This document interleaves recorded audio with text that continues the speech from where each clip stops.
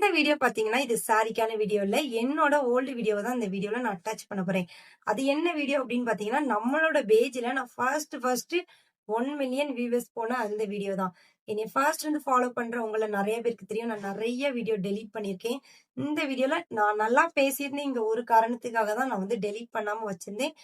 இப்போ எனக்கு அதையும் டெலீட் பண்ணக்கூடிய ஒரு இக்கட்டான நிலைமையில இருக்கேன். அதனால அந்த வீடியோவை நான் டெலீட் பண்ணிட்டேன்.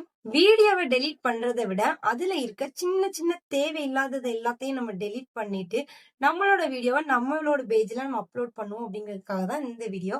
இந்த வீடியோ பாத்தீங்கன்னா நம்மளோட பேஜ்ல 1 மில்லியன் வியூவர்ஸ் போயிருந்துச்சு. என்னோட ஃபர்ஸ்ட் ட்ரெண்டிங் வீடியோ தான் இது. ரீ அப்லோட் பண்றேன். எவ்வளவு வியூவர்ஸ் போகுதுன்னு பாத்துக்கலாம். இன்ஸ்டாவை ஓபன் பண்ணாலே இதே சாரி தாங்க வருது. இந்த பக்கம் பார்த்தா 1600, இந்த பக்கம் பார்த்தா 1200.